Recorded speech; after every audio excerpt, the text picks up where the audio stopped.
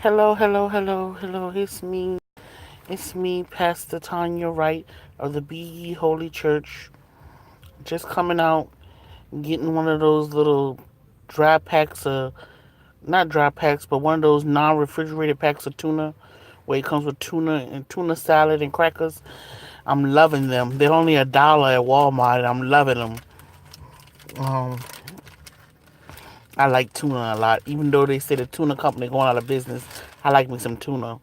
But today is Monday, the 21st of January, 2019. And today we celebrate the life, the legacy, the birthday of Dr. Martin Luther King Jr. Um, there's so much to say about what that man did and all he sacrificed.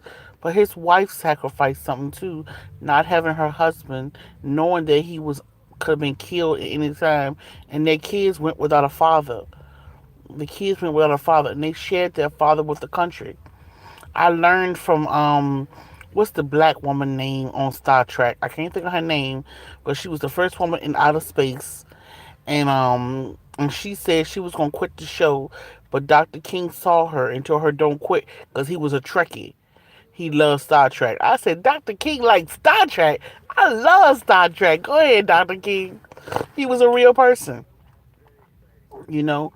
I'm thankful that we had Dr. King. Yeah, he lived and died before I was born, but the effects of his sacrifice still ring on in our culture, and people all around the world are affected by Dr. King and his message. And he was a powerful preacher, and he was a doctor. He had a doctorate degree. He was a well-educated man, and he was named after one of the forefathers of the Protestant Church, Martin Luther. And I'm just thankful that I learned more and more about Dr. King, and he influenced me in a lot of ways about getting the message out, the power of the word, and the power of the message, and the power of living a certain way can influence people, and how people respect you when you respect who you are as yourself and respect what you're called to do. And when you make a sacrifice while others don't, you get respect. And so I'm thankful. But at first, when I saw pictures of the Dr. King statues, I criticized. They don't like Dr. King.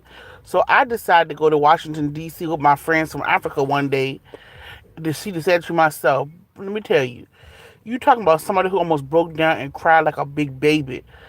I was so proud to be African American. And I kept hearing a voice in my head. They say that commercial from the United Negro College Fund, or either it's from, I forgot what it's from, but it said, I am the hope and the dream of the slave. And that's all I kept hearing. And I kept taking pictures.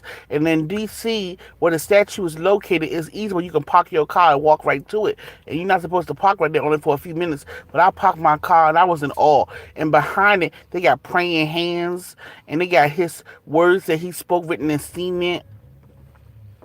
It was a real powerful experience. I left that statue emotional.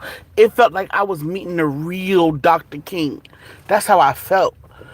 And I'm gonna take my husband very soon to see it, and I wonder what kind of effect it's gonna have on him.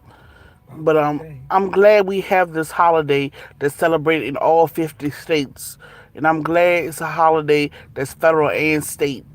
And it's a wonderful day to celebrate being unselfish. Dr. King was not selfish.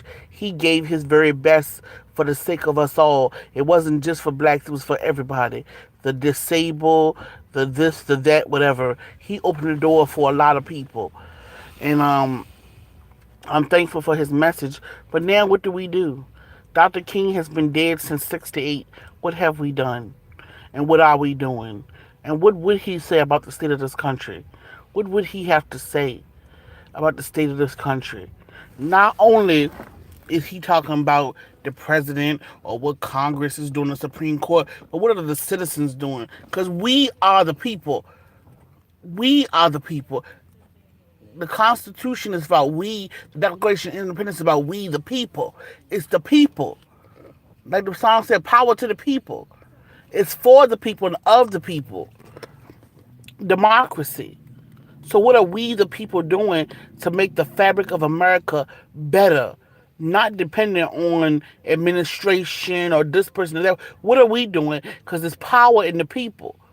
What are we doing at the polls, and what are we doing to uphold government? Are we supporting our president or our Congress by doing this or doing that? Are we educating our children? Are we helping our elderly? Are we helping the homeless and the poor? Do we have to leave just the Catholic Church to do everything? I mean, what are we doing? What are we doing with America? I mean, what are we doing? Every American play a role in the fabric of society. Every American. What are we doing? Are we really patriotic in our hearts?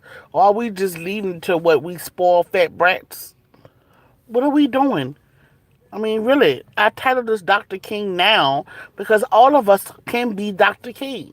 We can take over where Dr. King left off and make this a great country. Because the whole world is watching us and the whole world mocks us. They not mock us, but they what they call it, they follow us and they repeat what we do. We set the pace for the whole world. All eyes on America. So what are we telling the world by the way we act, by the way we do things? What are we telling the world? Really? We the only superpower that's left. What is our message? What are we saying as a people? What are we doing? Dr. King now.